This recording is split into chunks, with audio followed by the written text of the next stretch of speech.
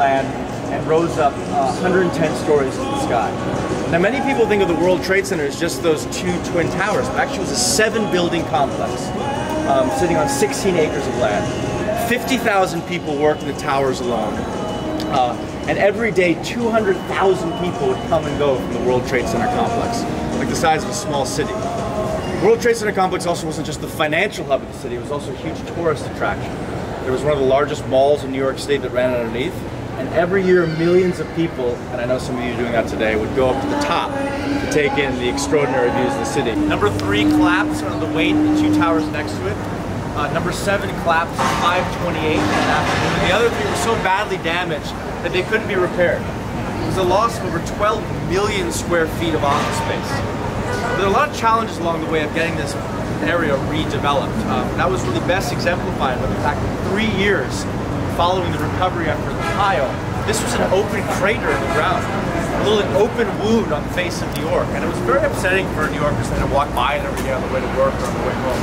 Part of the challenge is this land behind us, where the Twin Towers used to stand, is the final resting place of over 1,000 people whose remains were never found. Forensic investigators went through every shovel's worth of debris. They actually took it to Staten Island, which is an island off of Manhattan, went through it meticulously. The issue was most of it was too small or too charred to be properly identified. So it was eventually decided that the area where the Twin Towers originally stood would be considered sacred land. No commercial property was built on that. And the new buildings would be built around the perimeter.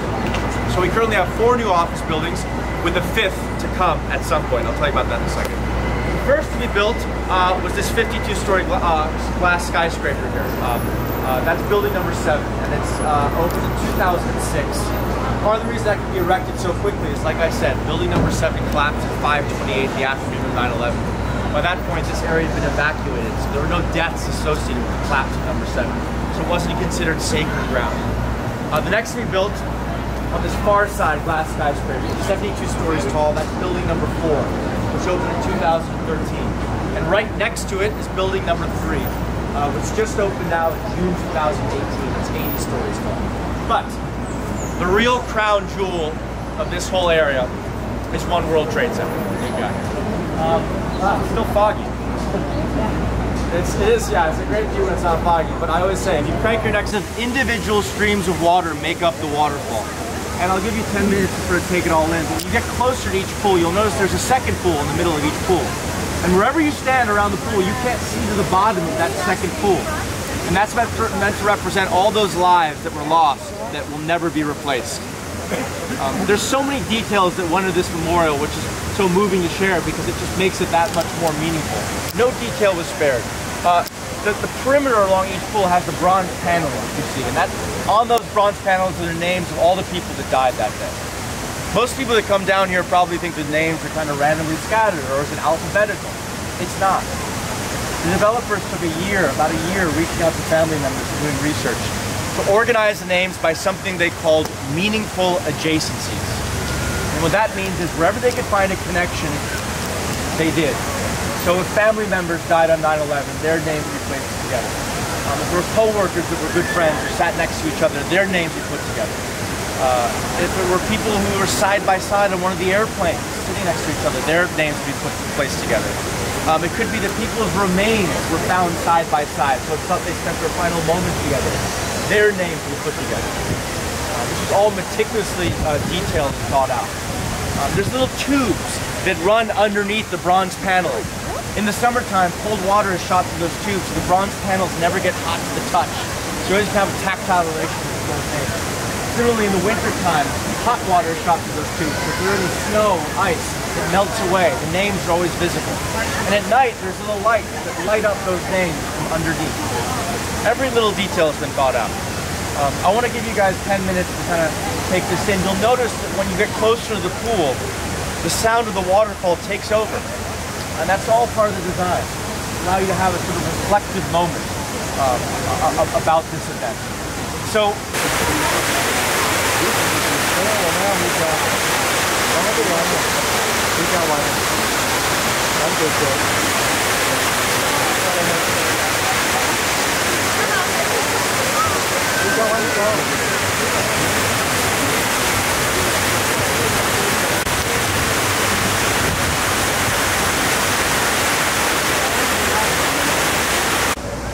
this area were standing around, obviously scared and panicked, but not quite running for their lives yet, because nobody knew what was going to happen next. We didn't know they were going to collapse.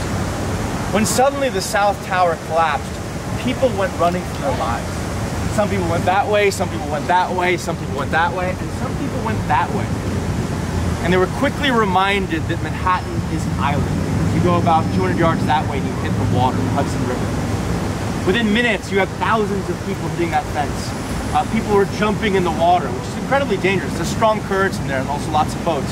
You had people coming out of this area completely disoriented, discombobulated, looking like real-life zombies, covered head to toe in gray ash. Remember, at this point, everything's shut. Tunnels, bridges, taxis, subways, buses. There's no way to get out. So within minutes, you had thousands of people on that fence. It was right around that time the Coast Guard that was hovering around the area called out a distress signal. All available boats that would like to help the rescue effort, please come to the southern tip of Manhattan.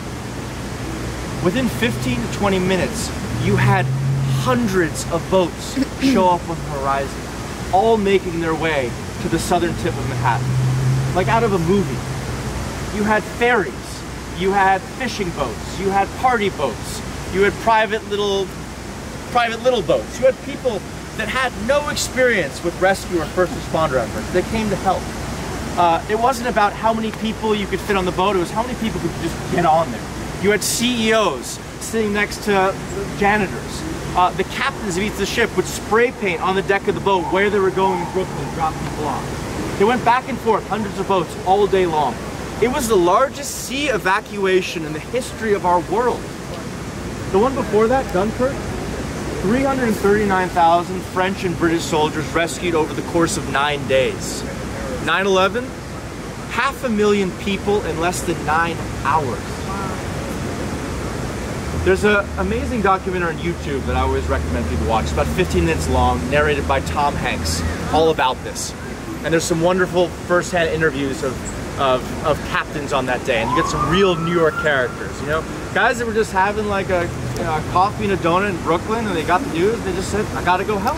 And they hopped in a little boat, and they became part of the largest sea evacuation in the history of our world. So it's a pretty extraordinary tale.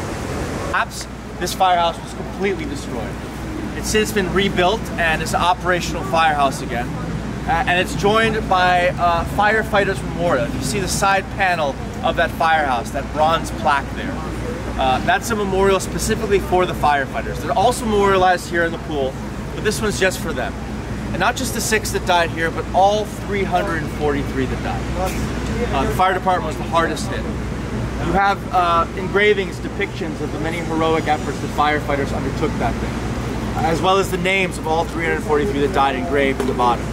An interesting detail about this memorial is it weighs over 7,000 pounds. It's really fitting because it mirrors the weight of the losses experienced that day by the fire department. We'll go over there in a second and take a closer look. You know, I always like to do this part of the tour across the street from the firehouse, just so it's not a constant reminder in their face of what went on that day. But before we go over there, I need to tell you about Father Michael Judge.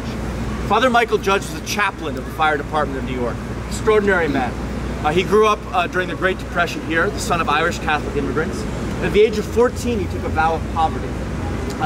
He was known for praying and helping the less fortunate, the poor, the grieving, people living with AIDS, alcoholics, drug addicts. He was really seen as a living day saint. On the morning of 9/11, he was one of the first people down here in the plaza. And when he got here, he ran into our mayor at the time, Mayor Rudy Giuliani. And the mayor said, please, Father, pray for us, pray for New York. He was then seen administering last rites to many of those people jumping from the towers. People that couldn't take the heat and the smoke anymore and thought they were better off jumping to their deaths. He then made his way to the North Tower lobby. He was then seen praying again, Dear Lord, please stop this right now. It was right around that moment where the South Tower collapsed. And when the South Tower collapsed, debris from that collapse came crashing into the North Tower lobby, killing many people in that lobby, including Father Michael Judge. He was found about 2 or 3 minutes later by a police officer with the help of 2 firefighters and some civilians. His lifeless body was carried through the streets. There's a famous photo of that. And brought to St. Peter's Chapel, which is near here. Firefighters placed his body right in front of the altar. And they gave him a body bag. And they labeled it Victim 0001. Now, he wasn't the first person to die that day, but he was the first deceased to be positively identified. So the fire department wanted to give him that honor for all that he'd done for them and for the city of New York. Go across the street now to look at the memorial. See if you can spot the depiction of firefighters placing an American flag over Father Michael Judge's coffin.